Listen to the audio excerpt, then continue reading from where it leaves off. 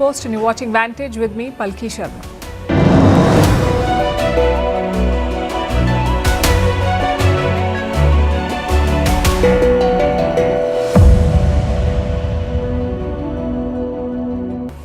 We begin with Iran, a country on edge and a regime in peril. Protests are spreading, the death toll is rising, Trump's warnings are getting starker and Tehran's options are limited. Tonight we take you inside Iran's unrest with videos that the regime does not want you to see. We also discuss the question that many are asking: what happens if this regime collapses? Who steps in and what options does the Ayatollah have? Meanwhile, the crisis is adding to global uncertainty and pushing up gold and silver. We'll tell you why they've hit record highs. Also in focus, the German Chancellor is in India. Will Europe and India finally seal a trade deal this month? In the United States, speculation is heating up. Is Marco Rubio positioning himself for the 2028 presidential race? In Latin America, the desperation of Maria Corina Machado. She wants the Venezuelan presidency so bad, she's offering to share the Nobel Peace Prize with Trump. Also, why Nepal is seeing a surge in pro-monarchy protests and why Malaysia and Indonesia have banned Elon Musk's Grok. All this and more coming up. The headlines first.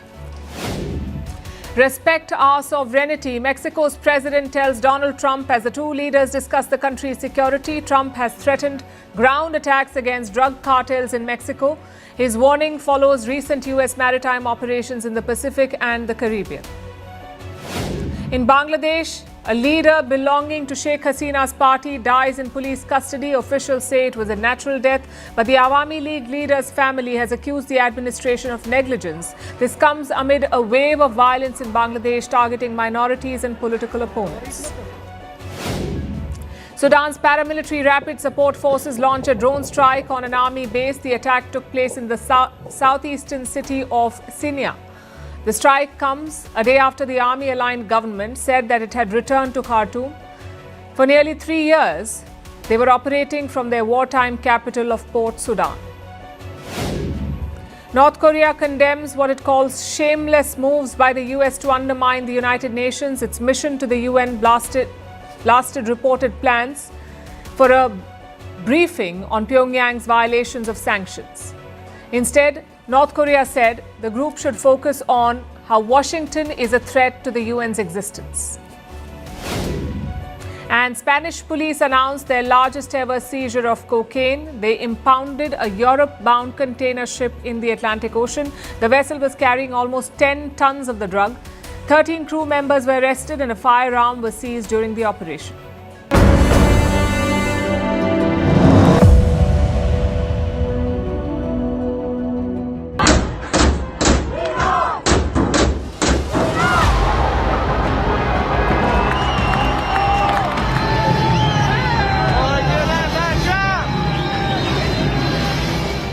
Breaking news.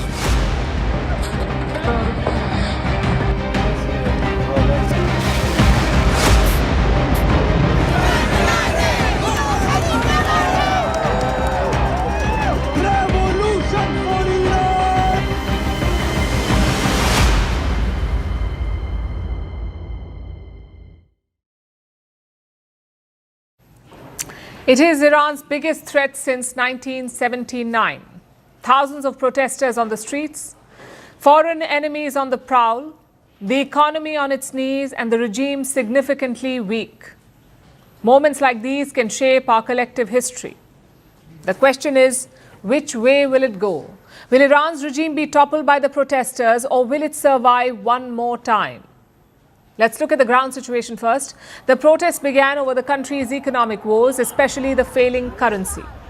Since then, it has expanded into calls for regime change. This is now the third week of demonstrations. Protests have been reported across more than 100 Iranian cities.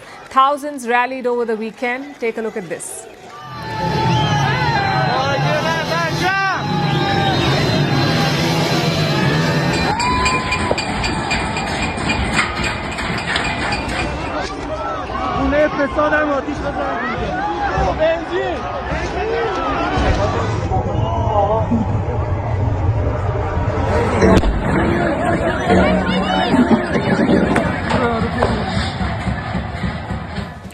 Iran has 31 provinces.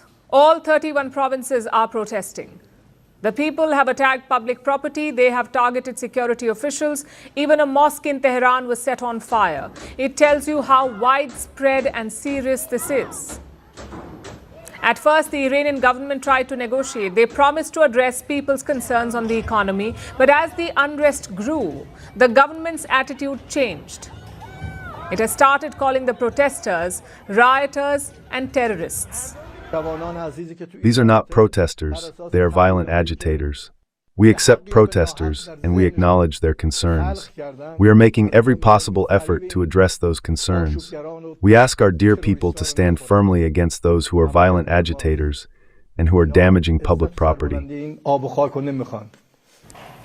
The government has unleashed a brutal crackdown, but we do not know the extent of it. Iran shut off its internet on the 8th of January. There is no YouTube, there is no social media, there is no access to information. All we have are assessments and reports, and they vary. Human rights groups say that more than 500 people have been killed so far. That's around 490 protesters plus around 50 security officials. But some reports say that thousands of people may have been killed. Also, more than 10,000 protesters are said to have been arrested. Now, let's put these numbers in context. Iran's last major unrest was in late 2022 and 2023. The crackdown that followed then killed around 550 people. And remember, this happened over several months. This time, we've seen protests for just about 3 weeks. And that's not the only difference this time. For starters, the regime is weaker, the Iranian regime. Iran and Israel fought an intense war in June last year. Israel killed a lot of senior Iranian leaders. They also destroyed Iranian military assets and installations. And the protesters have sensed this. They realize that the regime is not invincible. Secondly, there's an imperialist president in the White House. Donald Trump is watching things closely. He is weighing military options to topple the regime in Iran. There seem to be some people killed that aren't supposed to be killed. These are violent, if you call them leaders, I don't know if they're leaders or just they rule through violence. But we're looking at it very seriously. The military is looking at it. And we're looking at some very strong options. We'll make a determination. So what can Trump realistically do? Most reports mention 3 main options. One option is to deploy the military, basically launch airstrikes at the regime's power centers. But reports also say that the US military is not prepared for that yet. It will take time to plan such an attack. Plus, there is no US aircraft carrier in West Asia. Another option is a cyber attack. The US could target the regime's state-run websites or maybe their banking system or maybe the state media. This would likely add to the chaos. A third option is reportedly Starlink. That's right, Elon Musk's internet service Starlink. Normal internet providers depend on cables or cell towers, but Starlink uses satellites from orbit, meaning Starlink can bypass Iran's internet ban. And Trump says he will speak to Elon Musk about this. Although according to some reports, Musk has already turned on the Starlink satellites. So broadly speaking, these are Trump's 3 options. Needless to say, the military option is the most risky one. Iran has warned Donald Trump against such a move. Their foreign minister says Iran is ready for war if needed. We do not seek war, but we are fully prepared for it, even more prepared than for the previous war. The reason is clear. The best way to prevent war is to be ready for it, so that our enemies do not once again fall into miscalculation. Meanwhile, the whole world is watching. Iranians outside the country are thrilled by the unrest. Most of them are dissidents and refugees, so they're cheering the prospect of regime change. Take a look.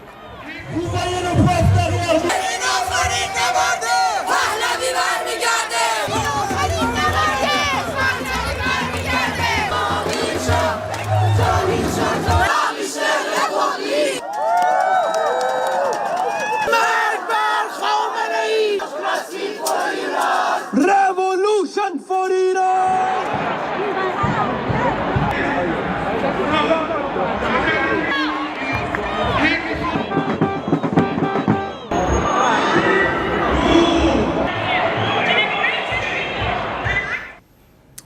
World leaders are also watching closely. Western leaders are expressing support for these protesters. Israel is openly calling for a regime change, but China is opposing it. We all hope that the Persian nation will soon be freed from the yoke of tyranny. And when that day comes, Israel and Iran will once again be loyal partners in building a future of prosperity and peace for both people. We have always opposed interference in other countries' internal affairs, consistently advocated that the sovereignty and security of all nations should be fully protected by international law, and opposed the use of force or the threat of it in international relations matters. The biggest problem is information, or the lack of it. Yes, there is genuine frustration inside Iran. Yes, there are anti-regime forces. But will that be enough to topple Ayatollah Khamenei? The fact is, without all the information, we do not know. You'll sense a lot of optimism in the Western media, a lot of cheers for regime change. But do remember, the same people also cheered for Iraq and Afghanistan, and we all know how those ended. So my point is, there are more agendas than facts right now. Consider the events of today. The regime asked its supporters to rally on the streets, sort of like a massive counter-protest. And just look at the turnout.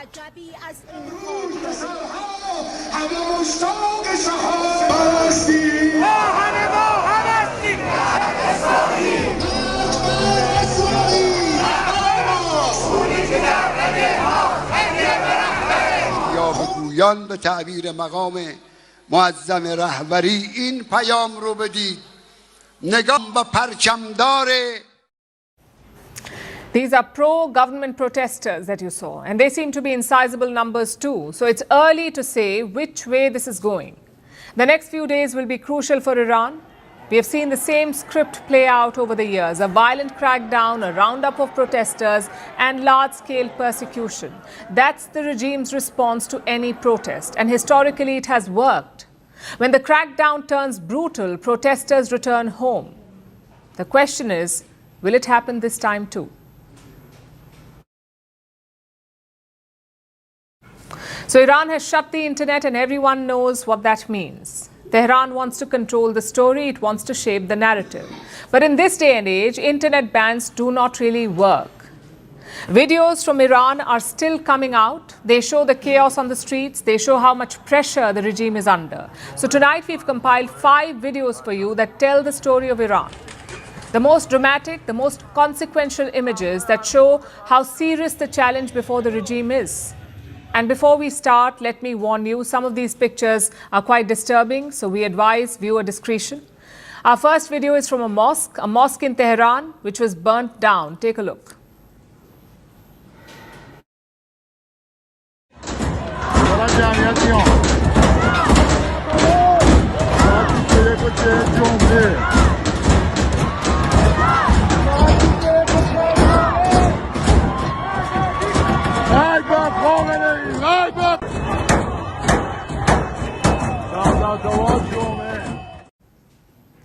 Now, this was a serious escalation, because look at where it's happening. Iran is a country where a young woman was killed for not wearing her hijab properly. Now, in the same country, a mosque has been set on fire, that too in the capital, Tehran. It shows you how deep the anger runs. Iran's Revolutionary Guards issued stern warnings, but the protesters paid no heed. They kept chanting slogans against the regime. Death to the dictator, death to Khamenei. That's what they said. Those slogans rang through the air as they set the mosque on fire. Video number 2 is from outside a morgue in Tehran. Again, these pictures are quite disturbing.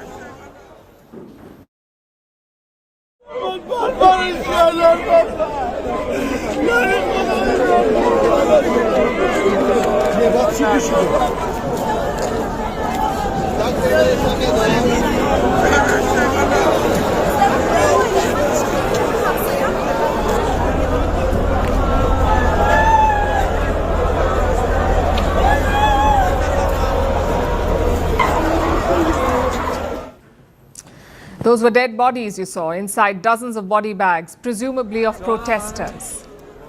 This video is from outside a forensic medical center in Tehran. The bodies were placed on the streets. In fact, Iran's state television has also been broadcasting such images, although they say the dead are the victims of, as they put it, armed terrorists. Basically, Iran is trying to spin this as the act of a foreign power, but the protests tell a very different story. They've spread across the country. The scale is staggering. Reports say more than 10,000 people have been arrested, nearly 500 protesters killed, and almost 50 security personnel dead. Our third video is from northeastern Iran. It talks about the return of the Shah.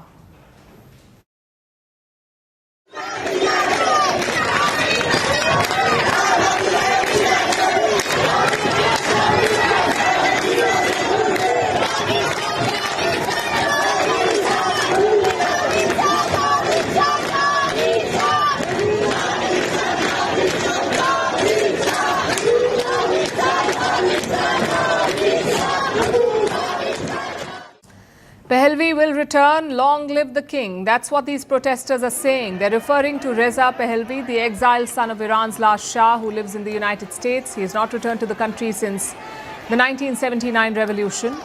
Pahlavi is now positioning himself as a unifying figure, as someone who can lead Iran if the regime collapses.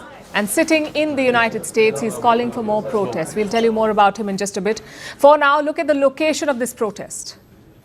And the location is important to note because it happened in Mashhad. Mashhad is one of Iran's most important religious cities. It is home to the Imam Reza Shrine. It is one of the holiest and most significant pilgrimage sites for Shia Muslims. Iran is a Shia majority country. Historically, Mashhad has witnessed power struggles between the monarchy and the Ayatollahs. So when protesters call for the return of Pahlavi here in this city, it's not just nostalgia, it's an act of defiance, a direct rejection of the Ayatollah's regime. And this has become a defining feature of these protests. Because the same demand was echoed in Tehran too. Take a look at video number 4.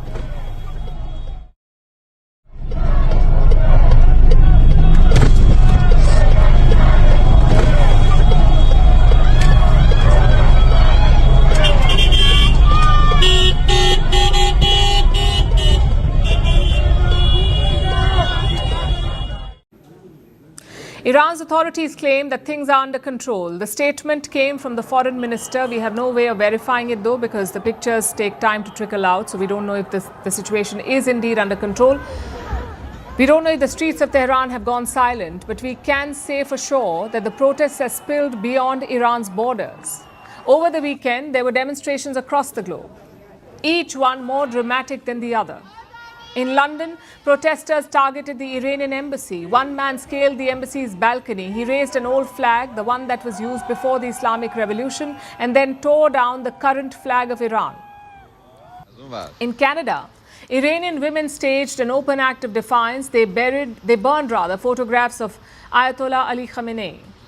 And this, in fact, has become one of the most widely circulated images of this protest, but we must underline that this happened in Toronto, not in Tehran.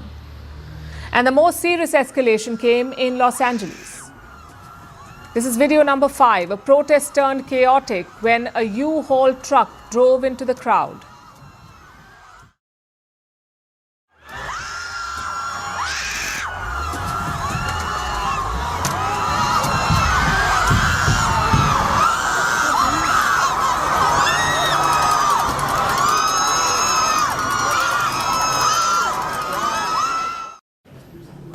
One person was struck and the driver was taken into custody.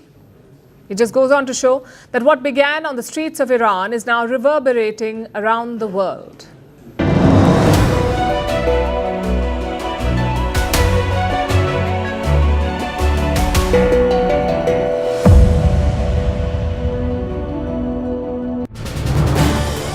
This is News 18 Network.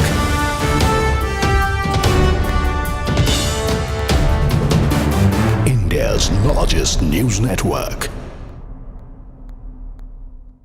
National debate across the country, let me tell you please. On the very day that the Prime Minister Modi was offering tribute to the Somnath temple on the 1000th anniversary marking its desecration at the hand of Islamist bigots, at a very different end of the country, the opposite end of the country, in Calcutta, a city that once and continues to pride itself on intellectual honesty, a familiar argument was staged yet again, that Hindutva is the evil twin of Hinduism, and that the latter, that is Hindutva, is a threat to Hinduism. The topic for this debate that was staged in a British-era club, and you can see some of those pictures in the middle of your screens, viewers, was a simple one: whether Hinduism needed protection from Hindutva. Speakers from a familiar ecosystem spoke in favor of the motion, painting Hindutva as extremism, and once more, meaning was bent to suit political comfort. Sample the view of two invitees to the debate hosted by a prominent British-era club, and the reason I am underlining this is because it also points towards the contradiction in terms. So we are discussing aspects of our civilizational legacy that, as you know, the British were trying, of course, to bury under their jackboot, viewers. And it is in the vestiges of the British Raj, a British-era club, that this debate is taking place. But aside from this contradiction, focus on the message. Mani Shankar Iyer, Congress leader, came out and said, and I quote, Hindutva is Hinduism in paranoia. It asks 80% Hindus to quiver in front of 14% Muslims. Hindutva is a BJP leader slapping a blind, hungry tribal girl because she attends a Christmas lunch in a church. Hindutva raids shopping malls to tear down Christmas decorations. Savarkar describes Buddhism as an existential threat to Hindus. He described it as the ultimate negation of Hindutva, bearing the opiate of universalism and non-violence. He said it was disastrous to national virility, that even the existence of the Hindu race, unquote. Viewers, TMC MP Mahua Moitra wasn't far behind. When she spoke, she says, and I quote, a Hindu practitioner in Hinduism can imagine love between Hindus and Muslims, but a Hindutva practitioner will say, no, this is love jihad. A Bengali Hindu eating meat will offer meat to Ma Kali, but a practitioner of Hindutva will say, that's not on. So the core question here is, does Hinduism need to protect itself from Hindutva? I would say the best way to continue to protect Hinduism is to continue to realize that Hindutva is there because Hinduism was there, unquote. A cursory glance, viewers, at the facts, however, point to a different reality, and these are facts that were placed by the opposite side, those that were arguing against the motion.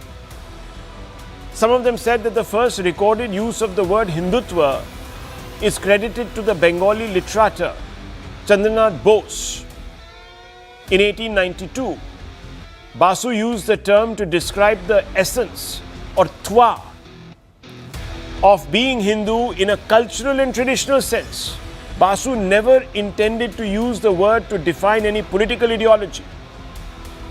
Bid to link Hindutva to BJP RSS fails as concept predates formation of both. In hindsight, the Prime Minister's warning from Somnath pointing out that some people continue to divide Hindus using false pretext seems very timely and quite prescient, viewers. Listen in to what the PM said. He said, unfortunately, those forces which had opposed the reconstruction of the Somnath temple are still present in our country and are very much active. Instead of swords, conspiracies are being hatched against India through other means. That is why we need to remain alert and united. We have to make ourselves more powerful to defeat such forces which are conspiring to divide us, unquote. Listen in, viewers. दुर्भाग्य से आज भी हमारे देश में वो ताकतें मौजूद हैं, पूरी तरह सक्रिय हैं, जिन्होंने सोमनाथ पुनर्निर्माण का विरोध किया। आज तलवारों की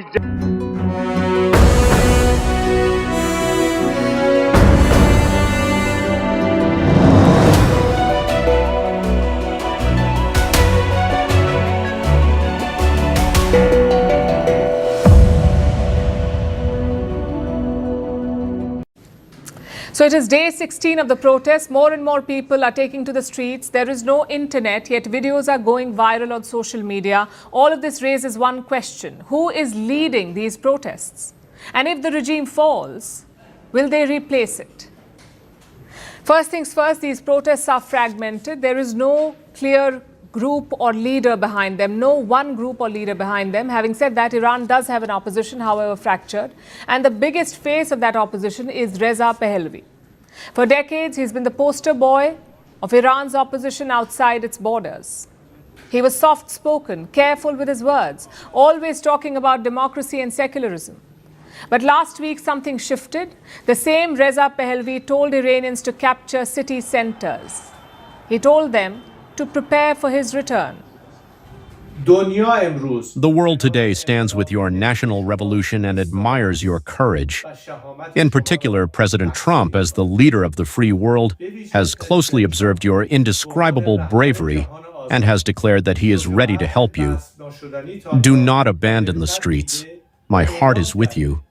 I know that I will soon be by your side. So who is Reza Pahlavi? He was the son of Iran's last Shah, Mohammad Reza Pahlavi. He was named Crown Prince when he was just 7 years old.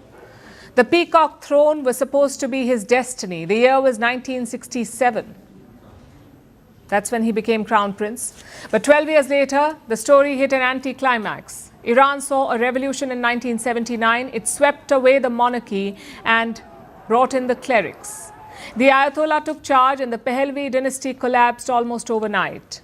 At the age of 17, Reza Pahlavi was in the US training to be a fighter pilot. By the time his training ended, his country was no longer his. Since 1978, he has not returned to Iran.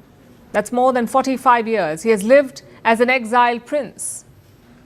And that's what makes his position controversial. Among Iranians abroad, Reza Pahlavi has passionate supporters. They wave the old lion and sun flag and they talk of a pre-revolution Iran. But inside Iran, it is a little more complicated because most of the current population was born after the revolution. They do not remember the Shah.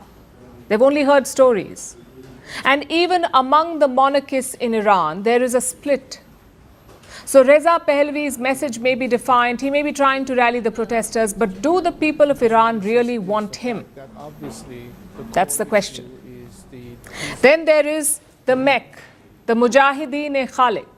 It is a left-wing Muslim group. They want to overthrow the regime in Tehran. They were once aligned with Saddam Hussein. They have connections in Washington. They have powerful lobbying networks abroad. But Iranians do not trust them much. Former members describe a cult-like control.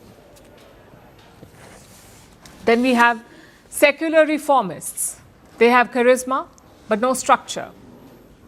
And if we move away from Tehran, there are the Kurdish and Baloch regions. Iran has a Shia Muslim government. The Kurdish and Baloch communities are Sunni Muslim. They've long felt marginalized politically, economically, and culturally. So they have their own groups. They have a lot of local support. But here's the thing to note. These movements are regional, not national. They challenge Tehran's control, but they do not offer a unified alternative government. So we have the monarchists, the leftists, the nationalists, and the activists. This is Iran's opposition, loud, angry, and visible.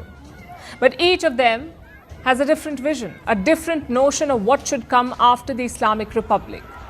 What's worse, none of those visions align. So if the regime does fall, there is no ready replacement waiting in the wings. A collapse of this system won't automatically mean democracy. It will more likely mean chaos. And the Iranian state knows this.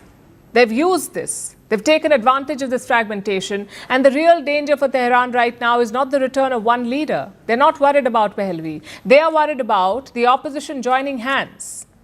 If all these fractured forces move in the same direction at the same time, then the regime is in trouble.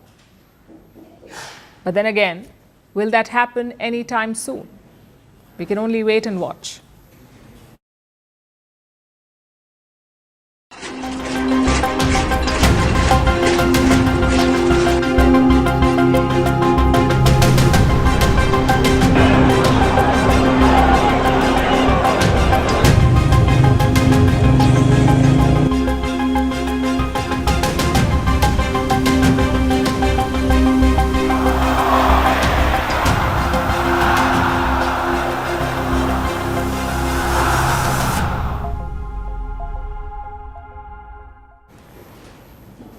Iran's regime has its back to the wall. The protests combined with American pressure pose an existential threat. So is it game over for the Ayatollah, or does he still have options?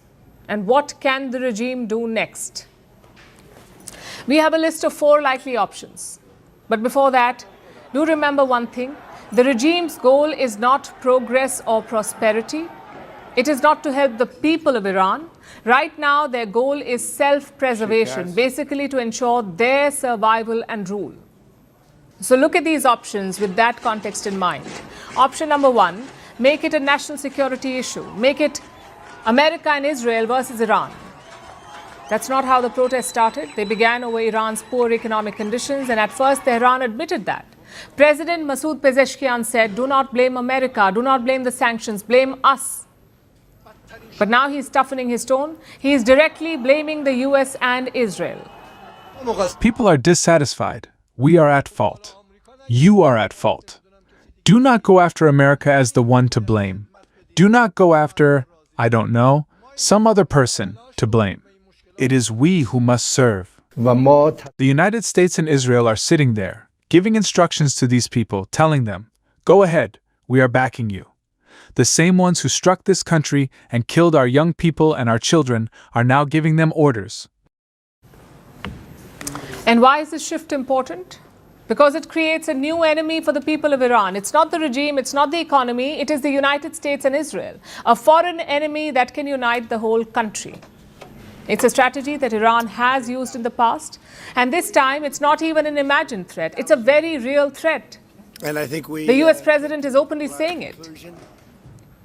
Option number 2, pursue talks with the United States. A lot of Iran's troubles can be traced to American sanctions. If you lift those, the economy can grow. But for that, Iran must strike a nuclear deal, and that too with Donald Trump. Remember, it was Trump who exited the 2015 deal. He's calling for tough restrictions on Iran's nuclear program. If Tehran agrees, Trump can lift the sanctions. I know talks sound unlikely right now, but guess what? Both Trump and Iran have said that they're open to it. Yesterday, the leaders of Iran called, they want to negotiate. I think they're tired of being beat up by the United States. Iran wants to negotiate, yes. Negotiations must be serious and genuine, not issuing orders and dictating terms, which is the habit of some countries. The talks have twin benefits. One, it ends the fears of US military action, assuming, of course, that Trump does not attack during the talks. Most leaders wouldn't. But again, this is Donald Trump we're talking about. And two, it could boost public confidence. Most Iranians will equate talks to sanctions relief, and sanctions relief will boost the economy, which brings us to option 3. Crack down without mercy. This is a strategy that Iran has used before, and there's a reason why. In a lot of countries, unrest fractures the military. Soldiers themselves may have concerns. Maybe their community is being slaughtered. Maybe their family cannot make ends meet. Whatever the reason, the military often fractures. And this leaves the regime vulnerable.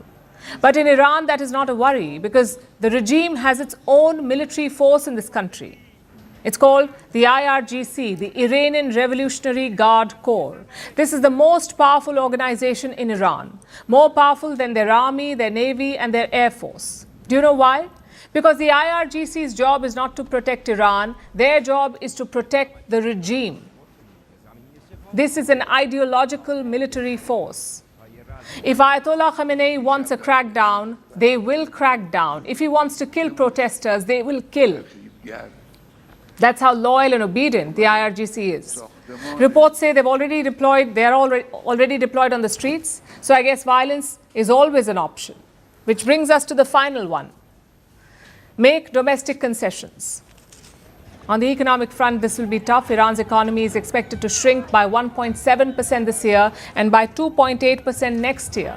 So the regime cannot afford to give concessions. I'm talking about things like tax cuts or subsidies. Normally, such moves would reduce the public anger, but in Iran, the regime cannot afford it. They don't have the money for it. And what about political concessions? That too is tough. In the regime's mind, concessions have already been made.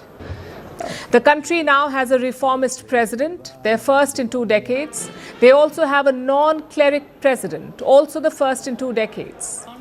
As president, Masoud Pezeshkian has given some concessions. More women are shunning the hijab, more women are riding bikes, even alcohol is being served discreetly. So the question is, how much more will the regime do? It's a tough balance for such autocratic states. Think back to the Soviet experience. The Soviet regime gave out concessions to suppress public anger. But what was the result? The small taste of freedom grew into a frenzy that toppled the regime itself. I'm sure Tehran will remember that. Like I said, their priority is not the people or their progress. Their priority is preserving their rule, and for that, the regime will go to any length.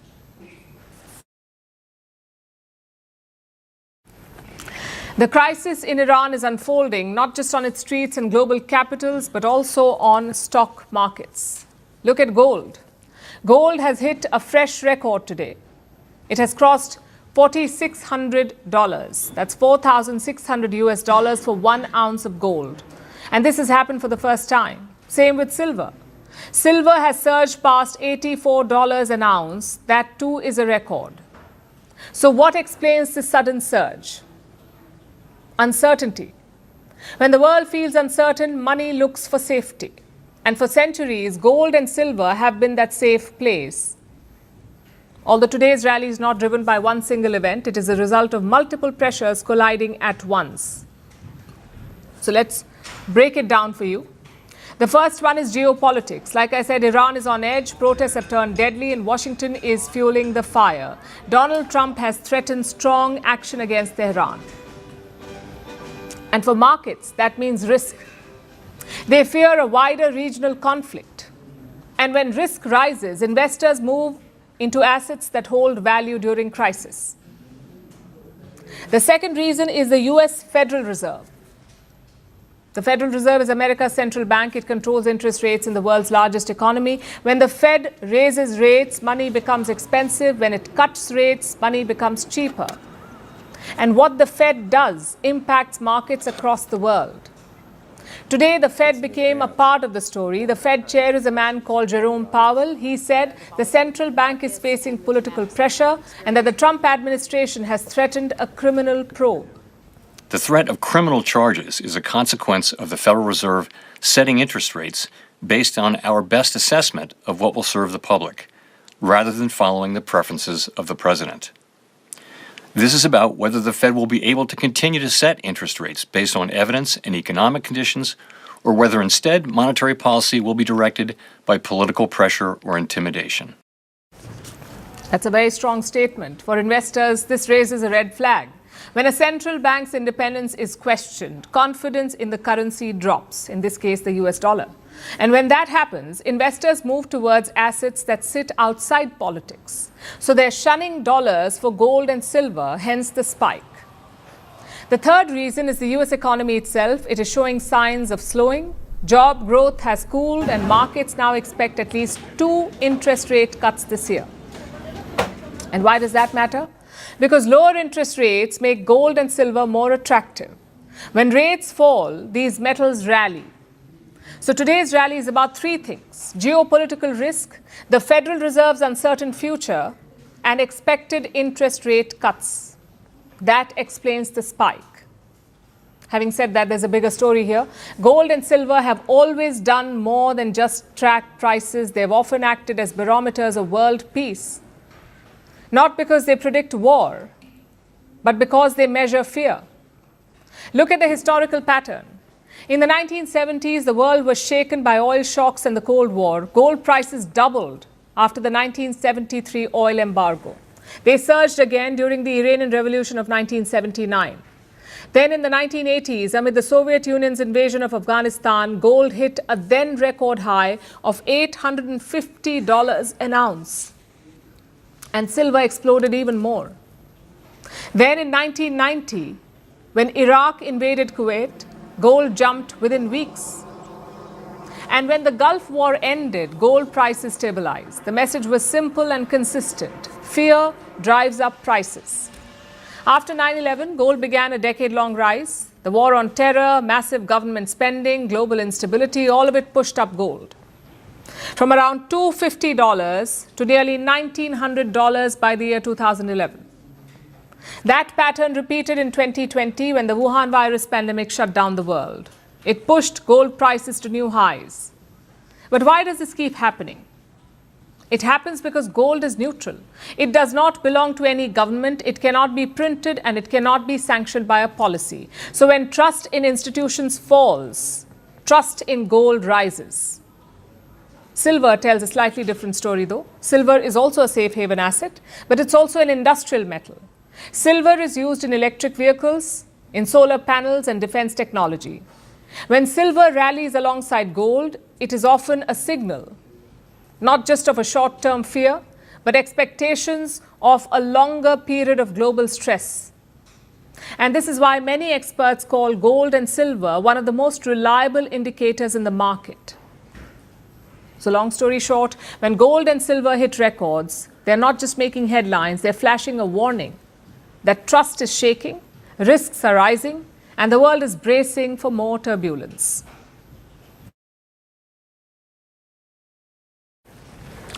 The German Chancellor is visiting India. His name is Friedrich Merz. He is on a 2-day visit to India. The timing could not have been better. An important trade deal is on the line, the India-EU deal. India and the European Union are close to signing a free trade pact. And look at the backdrop. The global order is under strain. US President Trump is reshaping trade rules. He's breaking up long-standing partnerships and forcing world powers to realign. In this context, Merz's visit to India carries even more weight.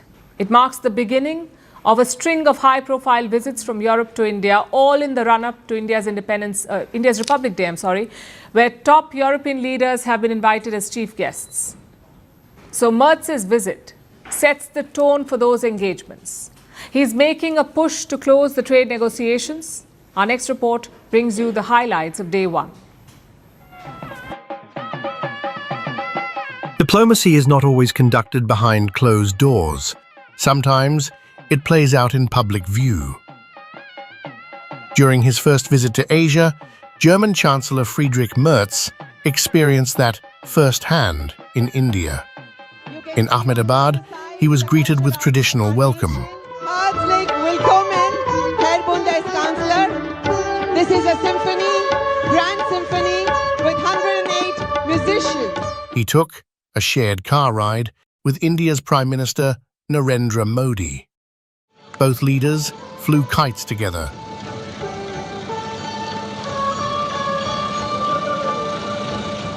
And visited the Sabarmati Ashram, the former home of Mahatma Gandhi. These moments highlight why the visit matters. This is about building connection, not merely following protocol. In Ahmedabad, India and Germany firmed up a concrete roadmap. The talks also covered global flashpoints like Ukraine and Gaza and other regional crises. India reiterated its position clearly, its supports for dialogue and peaceful resolution of disputes. There was also agreement on security. Both leaders said terrorism remains a serious threat and that India and Germany will stand united against it. हम एकमत है कि आतंकवाद पूरी मानवता के लिए एक गंभीर खतरा है। भारत और जर्मनी इसके विरुद्ध एकजुट होकर पूरी दृढ़ता से लड़ाई जारी रखेंगे। Trade, too, figured in the talks. Chancellor Merz floated a major possibility: a European Union-India free trade agreement. The President of the European Commission and the President of the European Council will travel to India at the end of the month to sign this agreement if it has been finalized by then. In any case, they will take another major step forward in bringing this free trade agreement to fruition. European leaders are expected to travel to India later this month for India's Republic Day celebrations. An India-EU trade deal could be signed then. Both sides can agree on the terms. Indian officials say the agreement is in its final stages. So, momentum is clearly building. Recent events on the world stage have given negotiations another push. Merz warned of a renaissance of unfortunate protectionism, a veiled reference to rising tariffs and trade weaponization. Both India and Germany have felt the impact, from US tariff pressure and from supply chain shocks linked to China. For Europe, the India deal is strategic.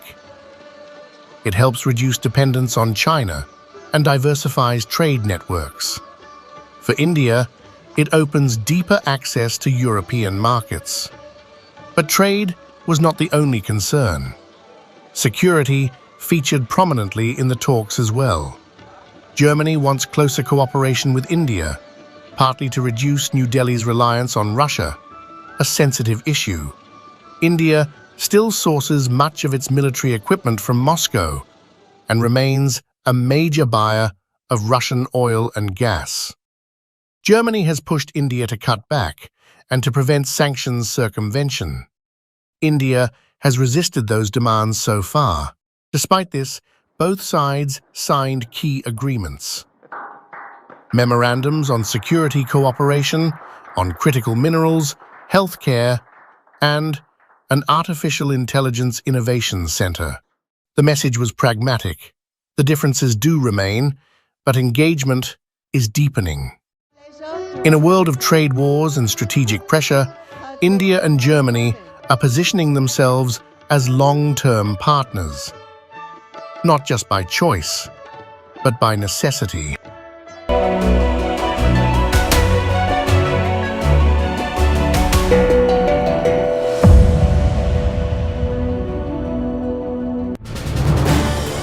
This is News 18 Network.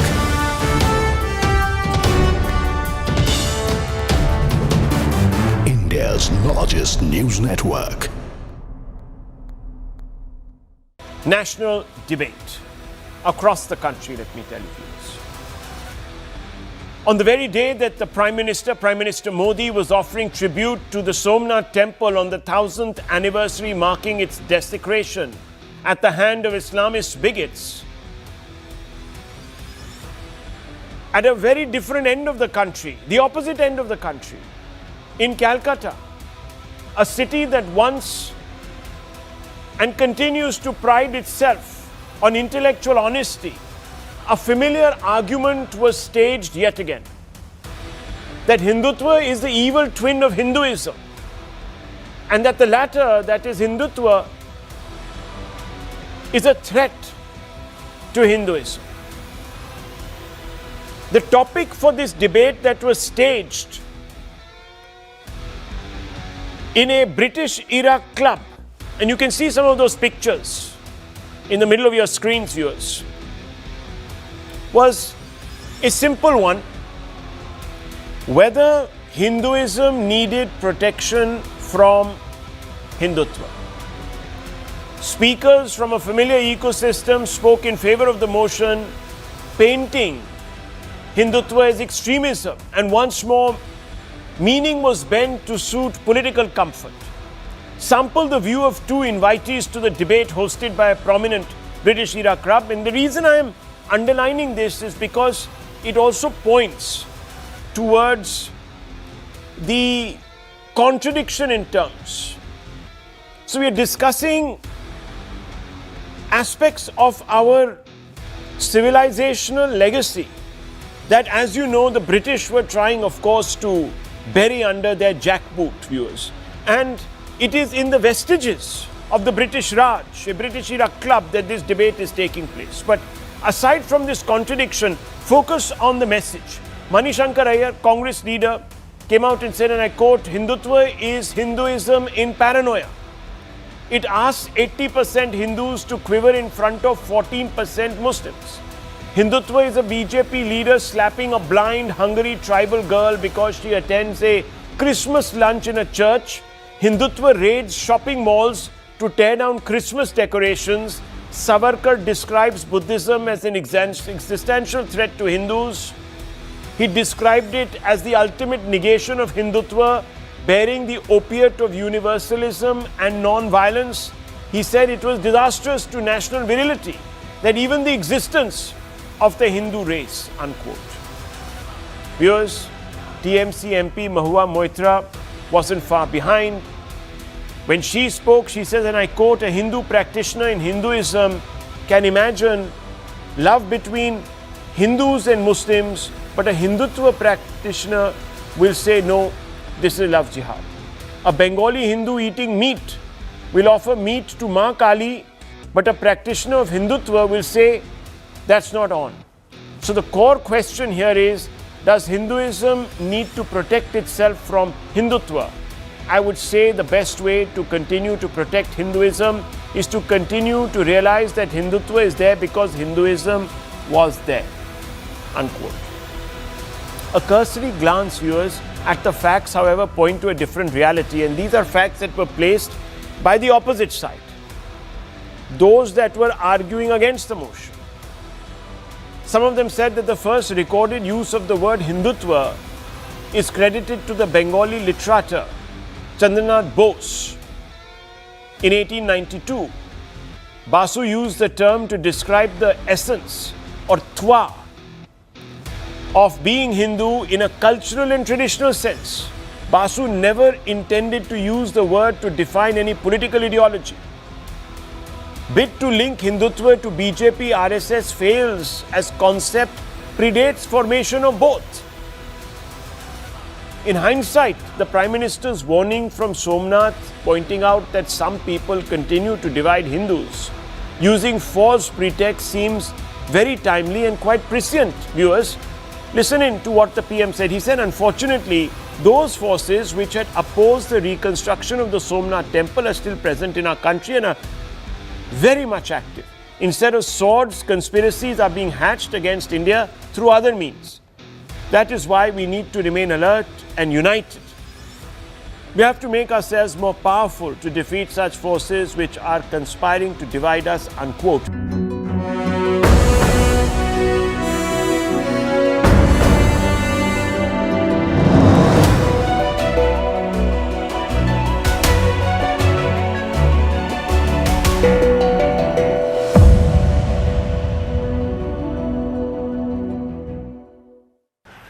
You know when you tell your friend a secret and a minute later they reveal it to the whole world? That was Marco Rubio's dilemma this weekend. There was a meeting at the White House with oil and gas executives. Of course, the focus was Venezuela. And Trump was there, so was Marco Rubio. Now, in the middle of this, Rubio passed a note to Trump. It was just for his eyes. But Trump did the most Trump thing ever. He read it aloud. Take a look. All right, thank you. You'll make it back one way or the other. You're all going to do very well. I think really very well. Marco just gave me a note. Go back to Chevron. They want to discuss something. Go ahead. I'm going back to Chevron, Marco. Thank you, Marco.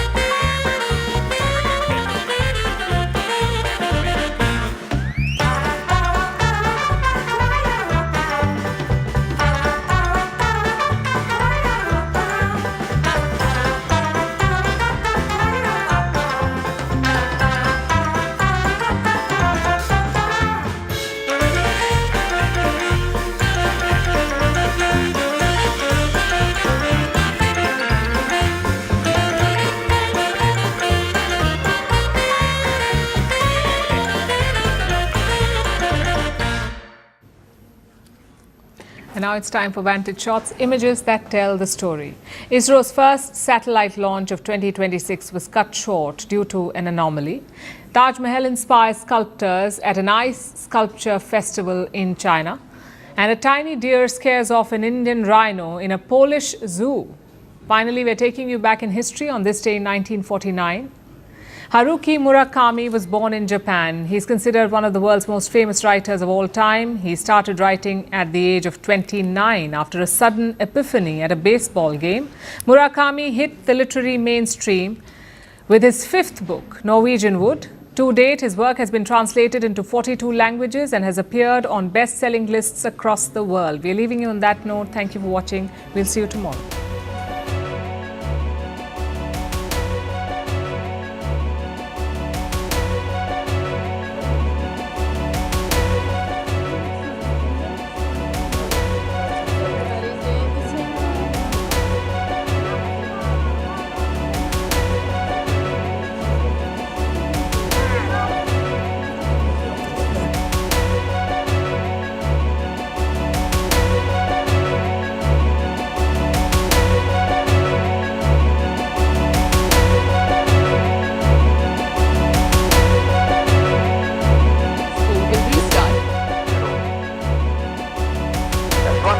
motor and both strap-ons ignite. Here's the pillar of fire. It's the canvas of the PSLV C-62 flying umbilical on a majestic liftoff.